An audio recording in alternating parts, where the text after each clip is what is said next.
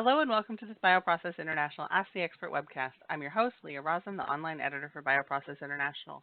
Before we get started, just a couple of notes. This webcast is being recorded and will be made available for replay in the multimedia section of our website. We've muted the audio lines, but we welcome you to type in your questions for our speaker on the question and answer window on your screen. After the presentation, we will begin the question and answer portion, and I will ask our speakers your questions. Your questions in the window will only be visible to myself and our speakers.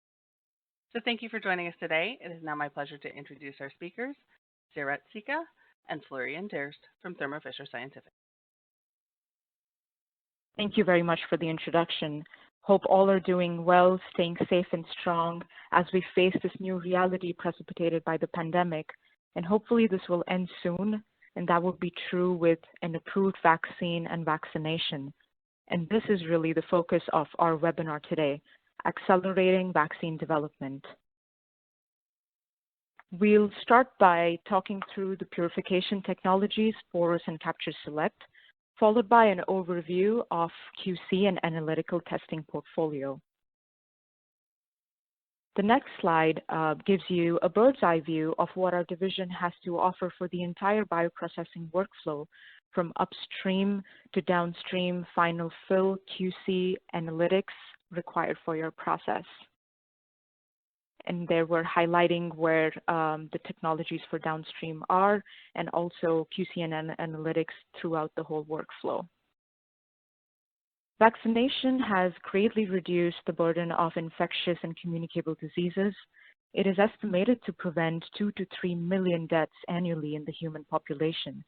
However, nearly 19.4 million infants still have not received even the basic vaccines recommended, and nearly 1 million each year succumb to vaccine-preventable diseases. It's such needs, in addition to emerging novel pathogens, pandemics, and epidemics, that necessitates the application of technologies that would accelerate the production of safe and efficacious vaccines for a rapid response. And to combat these pathogens, a variety of modalities, such as those shown here, have been used and are being used to develop vaccines. However, with this comes an array of different challenges in the development and manufacturing, as the technologies that are being used directly impact the timeline, product quality, scale-up, and the cost of goods. Our next slide illustrates a typical downstream process. This is showing you where the CaptureSelect and POROS technologies can be utilized. CaptureSelect are affinity resins and provide unique specificity towards your target molecule, while the POROS resins offer different chemistries for ion exchange and hydrophobic interaction chromatography, and these can not only be used as intermediate or polishing steps, but also as non-affinity capture for your molecule. And the flow diagram that we're showing here is based on a monoclonal antibodies process that exemplifies the success of streamlined purification. For vaccines, as we know, it's not so straightforward, as the diversity of antigens demands innovative and new technologies. And the goal here would be to achieve a similar platform-like approach, just like we have for mAbs, to have something similar for vaccines, so that we can eliminate the repeated time and resource-consuming development that's currently what's being done. And affinity chromatography has the ability to modernize and streamline such processes, which takes us to the next slide that emphasizes on the advantages of having affinity capture step. On the left is a process without an affinity capture, so it's a non-affinity, either a HIC or an IEX, followed by subsequent multiple steps. And the graph here is showing you that even if your first step's yield is as high as 95%, as you increase the number of steps in your process, your yield is significantly impacted and it declines. On the right is an example to show you of what your process would look like if you have an affinity capture. You reduce the number of steps, so you improve productivity, reduce the time, and COGS. So to sum it up, affinity chromatography has the ability to process, to simplify your process and provide you improved productivity at the same time. And this is the basis of our technology, which is CaptureSelect. The ligand is a about 12 to 15 kilodalton domain of the camelid Ig, which is shown here on the bottom in violet. And this Ig only has heavy chains, and it is the variable domain of this heavy chain, labeled as VHH, that forms the ligand and is bound to the bead. This has there are three complementarity determining regions shown in green, red, and light blue. And it's these regions that bind to your target molecule with high specificity. Amino acid residues in these regions can be modified, and this engineerability leads to tunable affinity. We can also screen for milder elution conditions if that's a necessity. The production process is animal origin-free. It's scalable to support commercial supply, and we also provide custom ligand development for your specific target molecule. So that was our first technology for resins. Our second one is the POROS bead itself. It's a rigid bead, 15 micron in size, and characterized by large through pores. The image on the right is that of the bead, and there's a zoomed-in image below of the surface of the bead, showing you the darker regions, which are the large through pores, and the grayish region, which is the surface of the bead itself. The pores offer higher surface area, thus higher capacity, which means that the size of the column that you would need would be reduced than what you would need otherwise. The large through pores also offer reduced resistance to mass transfer, making it easier for the molecule, especially for large molecules, to diffuse through the bead to gain access and bind to the ligand. You can run the methods at high flow rates while maintaining the capacity and resolution, and also gaining increased productivity. The 50 micron bead size provides higher resolution and improved HCP clearance, along with also improved resolution of product-related impurities. And the third most important attribute is the material that the bead is made up of, polystyrene divinylbenzene, which gives it the mechanical rigidity and chemical stability. This rigidity allows implementation of high velocities.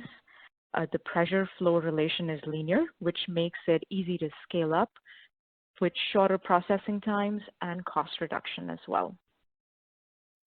So now moving on from the technologies to a few examples and a few resins that we have to offer from our portfolio. The first one here is an affinity resin, C-tagXL.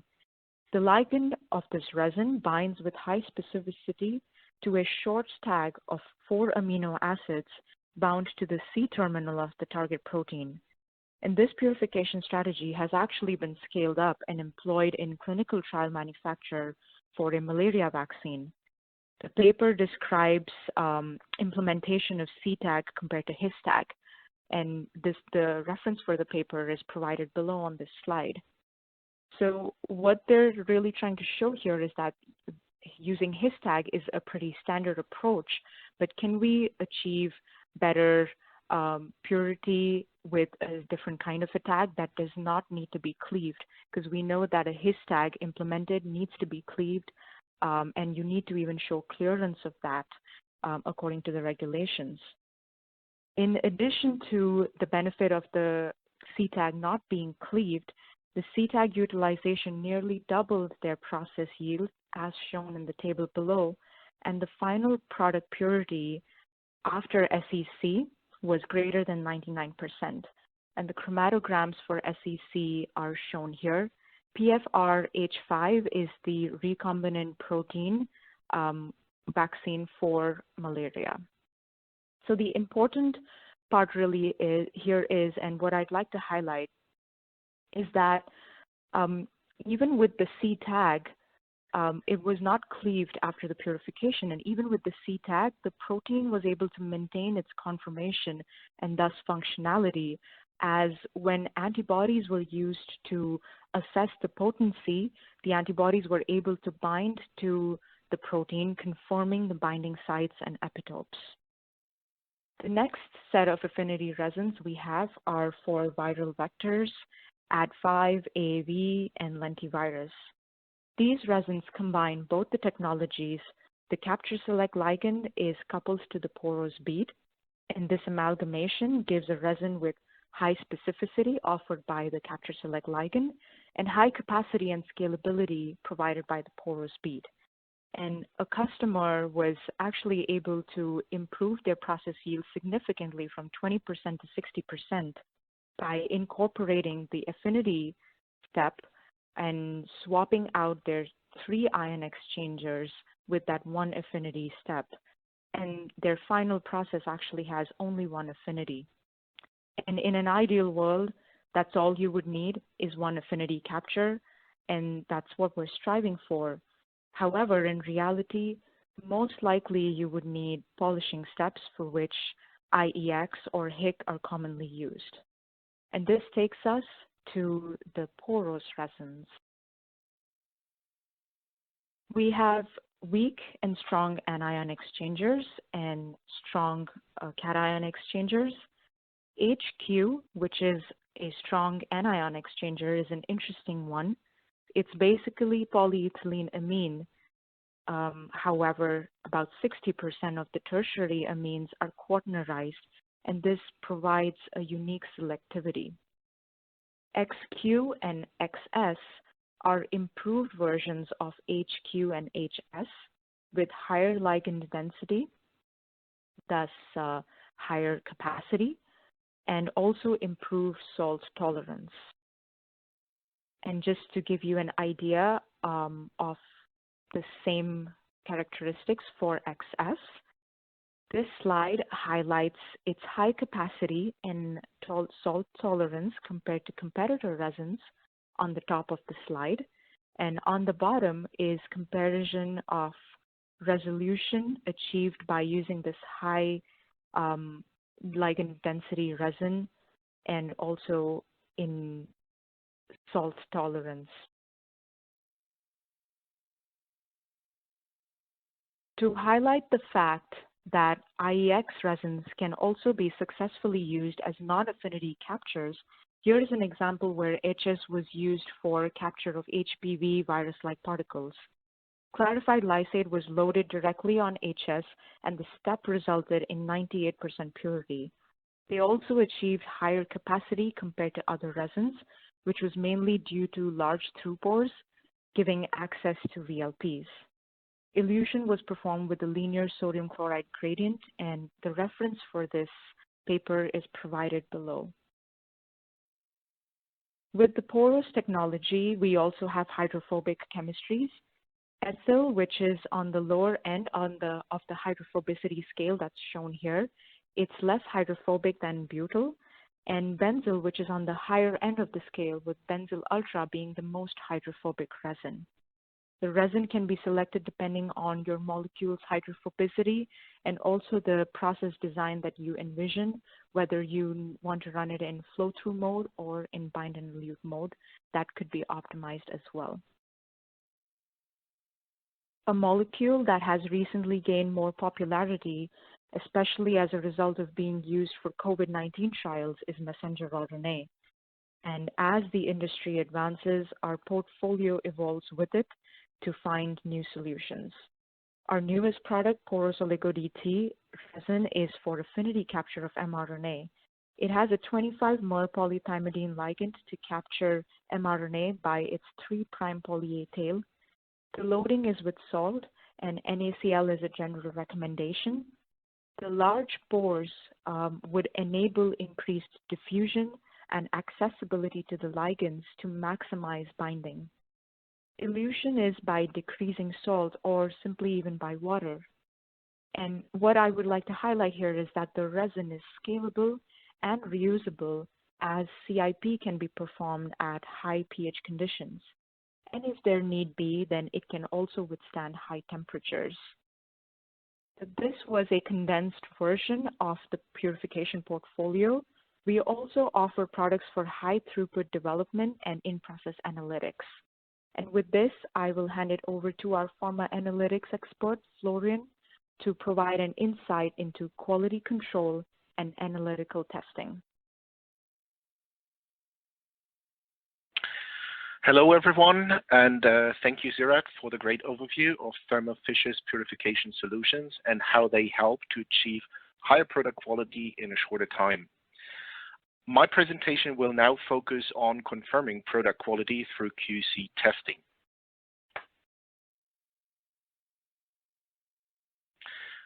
Before I start, however, allow me to give a quick overview of Thermo Fisher's pharma analytics portfolio. The Pharma Analytics team within Thermo Fisher Scientific offers a set of solutions to help you confirm product safety and product quality. All of our solutions facilitate one of two highly advanced and well-established core techniques. For fungal and bacterial identification, as a part of an environmental monitoring plan, we offer DNA sequencing with our MicroSeq ID microbial identification system. Our solutions for Mycoplasma and virus detection and residual host cell DNA quantitation are utilizing real-time PCR to achieve accurate and reliable results. For the next couple of minutes, I would like to focus on residual host cell DNA quantitation and Mycoplasma detection as two critical tests to prove product quality and safety. The reason why you should be concerned with the amount of host cell DNA left in your product is that we know that host cell DNA can impact product quality, efficiency, and safety. Regulators around the globe, therefore, require you to limit the amount of residual DNA in the final dose. The World Health Organization, for instance, requests that the amount of residual host cell DNA per dose is kept below 10 nanograms. The FDA does not provide a specific number, but it requests that the host cell DNA content is kept as low as possible and that you are employing a highly sensitive method to determine DNA levels. The FDA further suggests using methods that are capable of detecting DNA amounts of 10 picograms or less.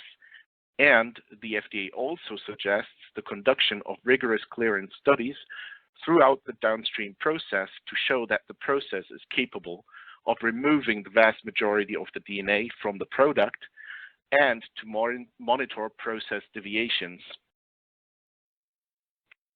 This means that residual host cell quantitation may be performed at various stages throughout the downstream process, starting with the cell culture harvest all the way down to the final product. Any step before the harvest will of course involve a lot of cells, and therefore host cell DNA quantities will naturally be extremely high. Thus quantitation previous to the harvest step would not make much sense. With every step taken in the downstream process, however, DNA amounts should rapidly decline and host cell DNA quantitation can be used to evaluate and monitor process performance. This high amount of testing, of course, requires a format that allows for high throughput and ideally for a high level of automation. The Applied Biosystems ResDNA-seq assay is a fully integrated real-time qPCR-based system for the quantification of host cell residual DNA. The system includes highly characterized DNA reference standards for a range of widely used host cell species.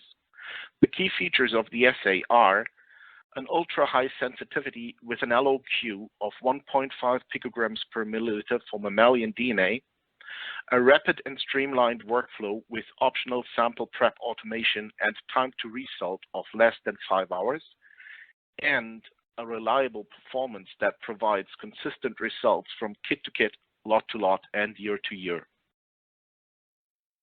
To date, we offer assays for CHO, which is a hamster cell line, human cell lines with a reference standard produced in Raji cells, HEC293, which is also a human cell line but coming with its own HEC293 standard, Vero, which I believe is also used in vaccine production, E. coli, Pichia pastoris, MDCK, which is a cell line from dogs, and NS0 from mouse.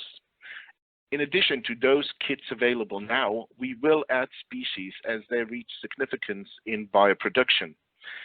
In fact, there are 2 additional cell lines in the pipeline right now. I can't tell you which ones just yet, but they might be of interest to quite a few people out there, so watch out for news in the near future. On a previous slide, I promised a streamlined workflow, and this is it. It begins with the sample prep, where you can choose between manual and automated options, providing you with the best solution for all throughput and automation needs. The option shown here is an automated version facilitating the Kingfisher flex for up to 96 extractions at a time, meaning that you could easily go through 500 samples per week. Regardless of the level of automation chosen, the sample prep will always feature the well-established PrepSeq chemistry, which is based on magnetic particle separation. The second and third step in the workflow is setting up and running the ResDNA-seq assay on one of our recommended Applied Biosystems real-time qPCR instruments. Now, one reason to go with one of those instruments is that they come with the AccuSeq software, supporting you during data analysis with automated calculations and enabling 21 CFR Part 11 compliance. And on this slide, you see some actual data coming from a subset of our available ResDNA-seq kits. In all cases, standard DNA was spiked into a sample matrix. The DNA was then extracted in an automated sample prep using the PrepSeq chemistry and quantified using the respective ResDNA-seq quantitation assay. As you can see, the average DNA recovery ranges from 78 to 100% with an intra-triplicate variation below 7%. I think this should give you a first idea of the performance and the consistency of the ResDNA-seq system.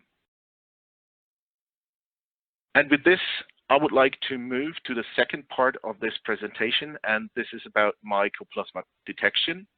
So we're basically shifting our focus from impurity to contamination testing now. As you're probably aware, Mycoplasma is a known contaminant in mammalian cell cultures and can affect safety, quality, and efficiency of biotherapeutic products. Because of this reason, it is a regulatory requirement to test and demonstrate that cell culture-based therapeutics are free from Mycoplasma. Previously, typical Mycoplasma tests were based on a 28-day culture method. These tests require extensive expertise in handling living Mycoplasma. They have a high price and are often contracted out rather than being done in-house, which in turn further adds to the timelines and delays for lot disposition. The good news is that nowadays rapid real-time PCR-based methods such as the MycoSeq assay are accepted for lot release Mycoplasma testing by regulators around the world. The MycoSeq assay is again a fully integrated real-time PCR-based system for the detection of Mycoplasma and was specifically designed and validated to meet regulatory requirements. The MycoSeq system features a demonstrated high sensitivity of less than 10 genome copies per reaction, a proven specificity with comprehensive detection of more than 90 Mycoplasma species and no cross-reactivity to closely related bacteria, such as Clostridium, Lactobacillus, and Streptococcus. And the MycoSeq system also features a rapid and streamlined workflow with an optional sample prep automation and time to result of less than 5 hours. Now this slide shows a partial inclusion panel for the MycoSeq Mycoplasma detection assay. We have actually wet lab tested 46 species, including the ones commonly used in validation studies, here shown in red. And all 46 species were detected at 10 genome copies per reaction. This is more than any other test has ever shown. In addition, bioinformatic analysis of more than 90 species indicate primer homology with a panel including related and relevant species such as Achilloplasma ledlawi and Spiroplasma citri. Now, one thing I'd like to highlight at this point is that MycoSeq facilitates a multiplex PCR, meaning that we're only asking you to run one PCR per sample plus an inhibition control. I just say that because other tests might ask you to run as many as 8 PCRs for one sample, reducing throughput and increasing price at the same time. And because running only one multiplex PCR for Mycoplasma detection is such a separator, MycoSeq has received a patent for its multi-primer approach. And since we're already talking about patents, MycoSeq has actually received a second patent for the use of its discriminatory positive control, or DPC, which is included in the kit. It facilitates the amplification of a modified PCR product with a melting temperature well outside the range of real Mycoplasma amplicons. Performing an automated post-PCR melting analysis, you will therefore always be able to discriminate between real Mycoplasma and the positive control. At the same time, the discriminatory positive control maintains the same extraction behavior as genuine Mycoplasma DNA. This enables simple spike extraction control experiments without the risk of unrecognized cross-contamination. Now, putting both together, the use of the DPC in extraction control experiments and the ability to always be sure about whether you're looking at an amplification coming from your control or real Mycoplasma is a huge benefit in the effort to avoid both false positives and false negatives at the same time. In addition, the discriminatory positive control can be used as a risk-free surrogate for Mycoplasma genomic DNA or even living Mycoplasma material during method qualification. And believe me, it's a big benefit if you don't have to bring in real Mycoplasma into your lab. And once again, I promised a streamlined workflow, and this is it. You will realize that it looks fairly familiar, and that's because it is very similar to the ResDNA-seq workflow. It again starts with the sample prep. Shown here is the fully automated hands-free sample prep using the Automated Express, which again facilitates the well-established prep-seq chemistry. The same chemistry is used in other formats for manual and semi-automated sample preps, providing the best solution for all throughput and automation needs. The second and third step of the workflow is setting up and running the MycoSeq real-time PCR assay using one of our recommended qPCR instruments. Finally, the AccuSeq software supports you with automated presence-absence called based on user-defined acceptance criteria and by enabling 21 CFR Part 11 compliance. The whole workflow can be performed in under 5 hours. At this point, I would like to share with you some of the success we've had already with MycoSeq in terms of regulatory acceptance so far. What you can see on this slide are the numbers of companies that have successfully validated MycoSeq for lot release Mycoplasma testing and the numbers of companies currently in the approval process. The numbers may change over time, and certainly they do not represent the total user base for MycoSeq, as some customers have implemented MycoSeq for in-process testing only. In addition, the numbers relate to customers, not products. That is important as many of our customers have validated MycoSeq for numerous products. So the number of products supported by our assay will be significantly higher than the numbers seen on this page. However, more important than the absolute numbers anyway is the fact that approval comes from all relevant regulatory agencies and for all known bioproduction modalities, including the vaccine production.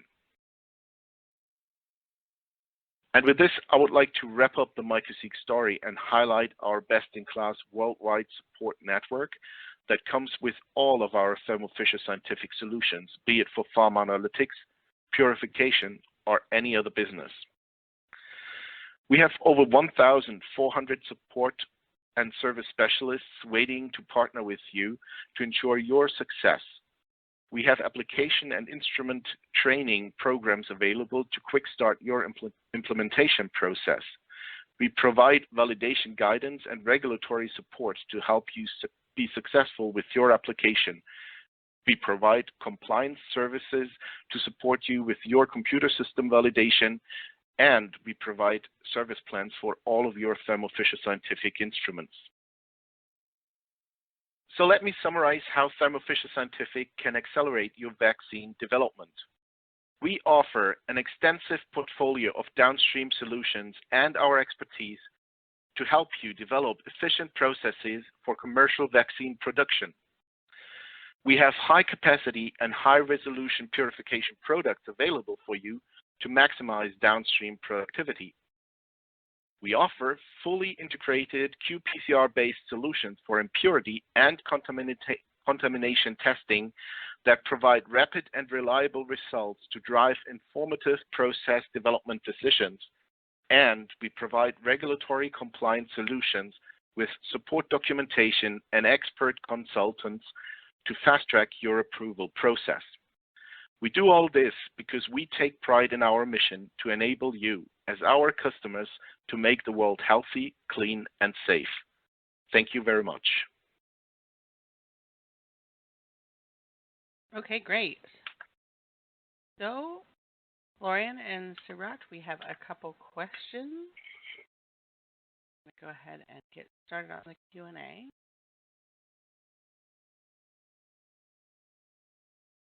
So for Florian, for both assays, how can you tell if there is a matrix inhibition? Okay, that's actually a very good question. So for both assays include methods to pick up on any PCR inhibition. So for the Resin AC assay, we include an internal PCR control, which is basically a second PCR running in the background.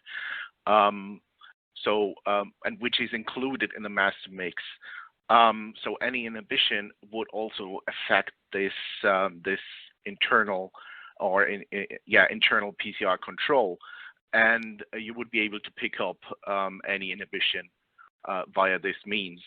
On top of that, you would always determine the extraction recovery by running spike extraction controls along with your samples. So should you find any unexpected drop in recovery, this could also be an indicator for inhibition. Now, in this case, I would definitely check the internal PCR control. For MycoSeq, what we do is we ask you to run a matrix inhibition control along with your sample. So this is basically your extracted DNA with the addition of 2,000 copies of the discriminatory positive control. So you would then basically compare this inhibition control to the positive PCR control and look at the CTs and any difference in the CTs, and the software would then basically compare both CTs and look for differences and give you an automated warning if inhibition was detected. Okay, great. So Sirat, I think this one's for you. Would you assume that porous resins would be even further productive in multi-column chromatography systems than competitive affinity resins? And do you have experience using porous affinity resins in multi-column? Thank you for the question. I really like the question, actually, and to speak to the fact if we actually have experience with it internally, we have not yet generated any data to support that, and we have not exactly heard of customers working with our specific affinity resins for such an approach, not saying that it cannot be done. If that's something that you're interested in looking at, we can definitely work with you and optimize that. And I think it's a very interesting way of looking at the way you would use affinity resins, and I absolutely see an added benefit to that.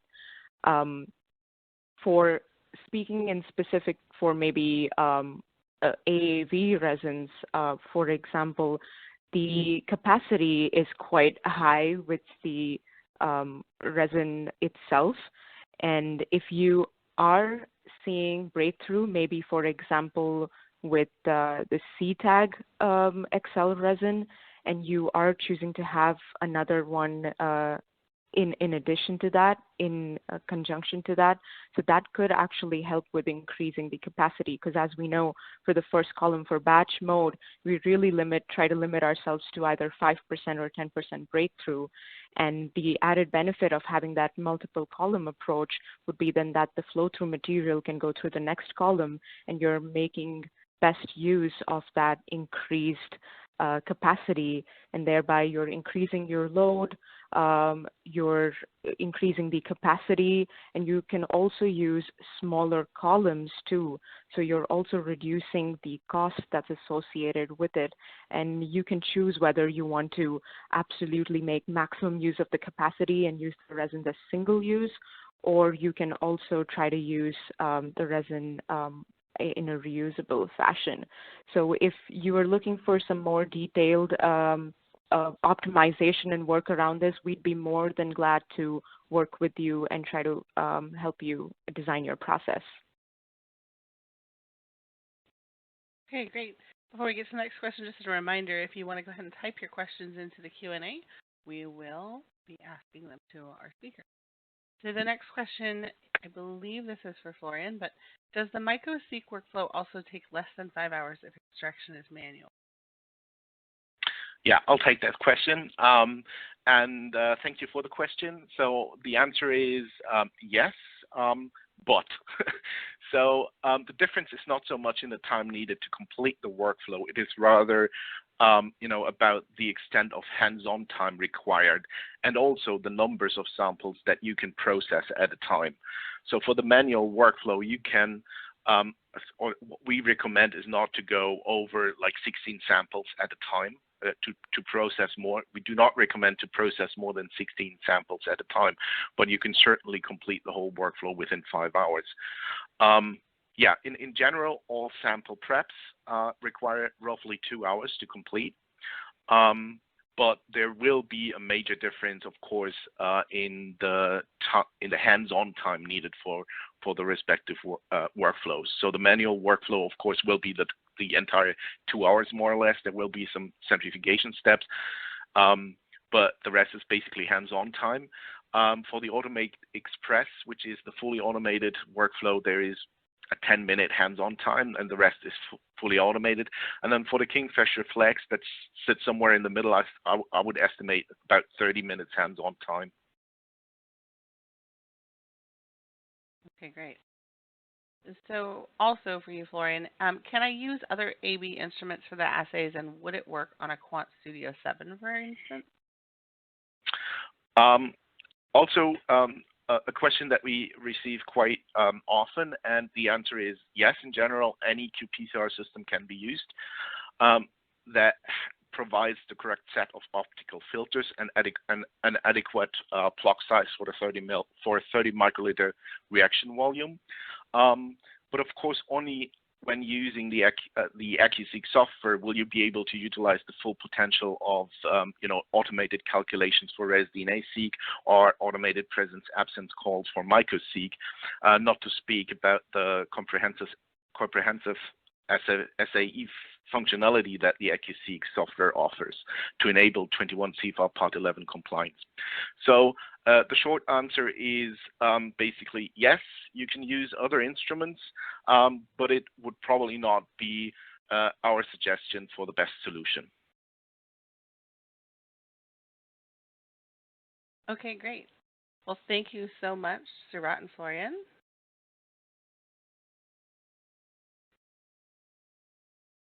And thank you to our audience for joining us. The recorded version of this webcast will be available for on-demand viewing, and as a registered attendee, you'll receive a follow-up email providing you with a direct link. We look forward to having you join us at future BioProcess International Ask the Expert webcasts. Look for those announcements in your inbox. Goodbye.